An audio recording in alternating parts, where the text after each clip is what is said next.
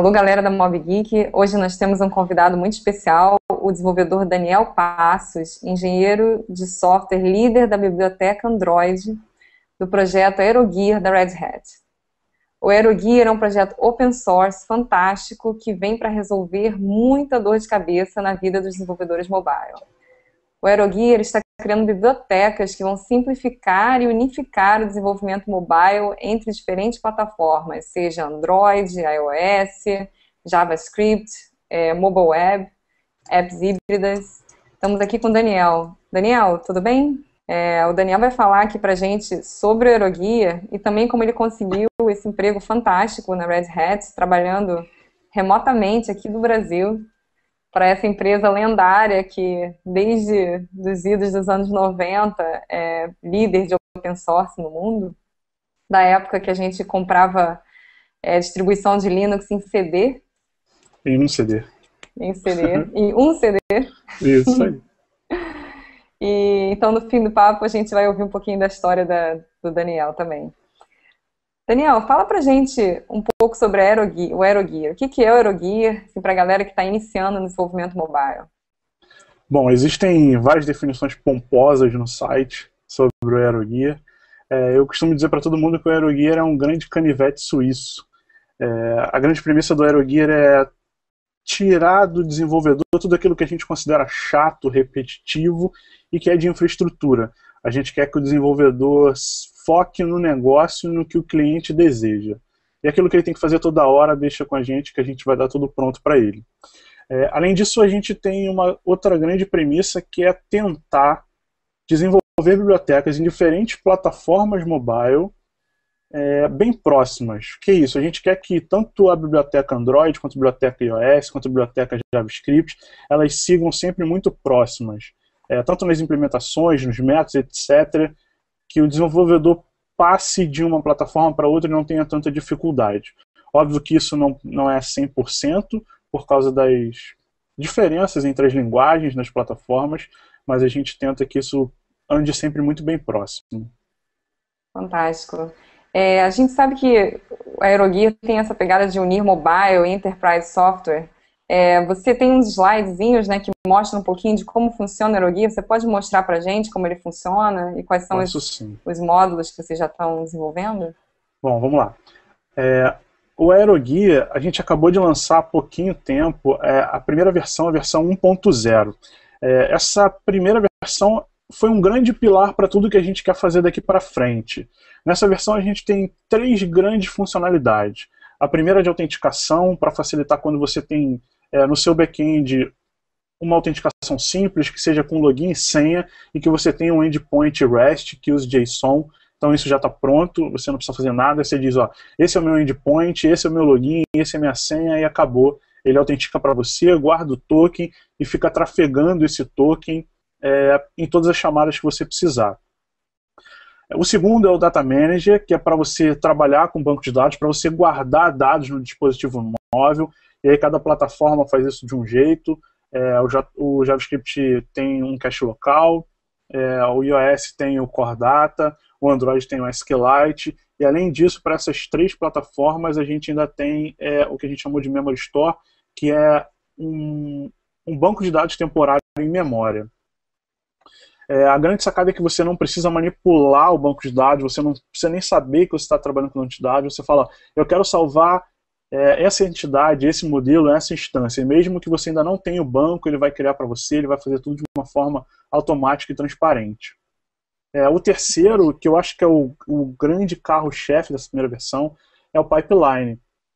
Quando você tem que fazer requisições REST no seu servidor, e seja ele de qualquer tecnologia, desde que ele use REST, você dá para esse pipeline, você cria vários endpoints que a gente chamou de pipe e diz, ó, eu quero fazer um retrieve desse cara aqui e esse endpoint corresponde a esse modelo. Ou seja, eu tenho um endpoint xpto.com/car e eu digo que eu tenho uma entidade carro e ele vai fazer o retrieve de todos os carros que estiverem lá, vai fazer o parse de JSON. Esse pipeline eu acho que é o grande carro-chefe. Ele faz com que tudo que você precise buscar no servidor seja muito fácil e você só receba os objetos prontos, mastigadinhos, para você fazer o que você quiser. Independente da plataforma, né, que você está usando. Independente da plataforma. Se você usa REST, tá pronto. Essa primeira versão, a gente teve como premissa usar REST para tudo, mas nada impede que você use outros cartuchos. Tá? Você pode criar os seus próprios cartuchos para essas 3 funcionalidades. Fantástico. E você quer mostrar um pouco para a gente também, um pouco mais do AeroGuia, de como é que estão funcionando os módulos que você já tem pronto? Então, vou mostrar aqui esses 3 módulos que eu falei. Bom, o primeiro para todos os módulos, a gente teve uma premissa de a gente ter sempre um ponto central de entrada. Esse ponto a gente não gostaria que você estendesse, mas... e para isso a gente criou módulos para cada ponto de entrada. E esse módulo é algo que você possa reescrever, sobrescrever, enfim, criar a sua própria implementação. Por exemplo, no autenticador a gente tem esse Authenticator, que é o ponto de entrada, e esse cara tem um método lá para salvar, para fazer o que você tiver que fazer. A gente tem sempre configurações para cada módulo. A gente tem, por exemplo, aqui uma configuração que é específica para você autenticar nos servidores do AeroGuia, no endpoint, no servidor que a gente tem no AeroGuia, e a gente tem os módulos que eu falei. A gente tem 2 módulos aqui para autenticação, e você pode usar qualquer um desses módulos, enfim, você pode escrever o seu próprio módulo. A grande sacada do módulo é você poder reescrever, se você tiver uma autenticação, por exemplo, LDAP, que a gente não suporta, você estende esse carinha aqui e faz a autenticação no LDAP, e você vai continuar usando o mesmo autenticador, sem ele saber o tipo de módulo que ele está usando lá por trás. Bom, no Data Manager é a mesma coisa, a gente tem o ponto central que é o Data Manager, a gente tem as configurações. A única diferença é que no Data Manager a gente tem essa factory, que é o que o Data Manager conhece para criar esses stores. A gente tem o default, que é o do próprio AeroGuia, que cria o SQL, que eu falei, e o banco de dados em memória. Então o Data Manager pergunta para essa factory aqui qual é o tipo que ele vai criar, e ele sabe como criar isso de uma maneira transparente, ele não sabe que tipo de store ele está trabalhando. Também são coisas extensíveis. Se você tiver algum outro tipo de banco de dados, você pode estender e criar seu store e a sua factory. O pipeline é bastante parecido com o banco de dados. A gente tem aqui o pipeline, que é o ponto de entrada, e a gente tem o pipe, que é o que a gente chama de endpoint. Para cada endpoint, você cria um pipe e guarda dentro do pipeline. Ele é o cara que sabe conectar no servidor e ele é o cara que guarda todos os pipes para você usar em qualquer ponto da aplicação. Também tem uma configuração para cada pipe, onde você diz qual é o URL, qual é o tipo de protocolo, enfim, uma série de informações que você precisa para fazer aquele retrieve naquela URL. O pipeline também só conhece a factory, a gente tem a default para criar esses carinhas aqui. Esse slide em específico com as classes do Android, e a gente está usando algumas coisas bem legais, como o loader, para quando você virar o celular, ele não fazer uma requisição de novo. Enfim, a gente está usando, em cada biblioteca a gente tem usado coisas dos próprios fabricantes. Legal, muito bom. E Daniel, você começou assim, a Red Hat, como todo mundo sabe, é focada em open source, né? Então você... Isso, 100% open source. 100% open source, então é fantástico que a comunidade possa contribuir, né? Possa estar ativamente contribuindo para o projeto.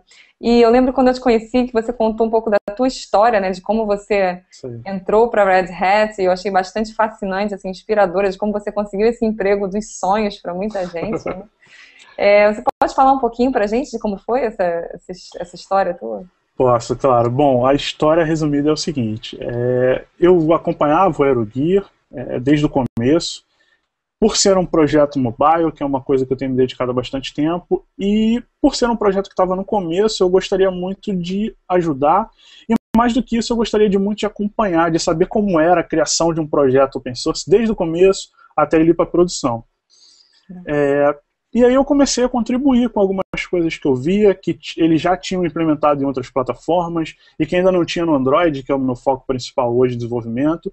E comecei a mandar patch, comecei a mandar pull request, e chegou uma hora que tinha mais coisa minha no projeto do que as pessoas que estavam responsáveis no projeto pela parte Android específica.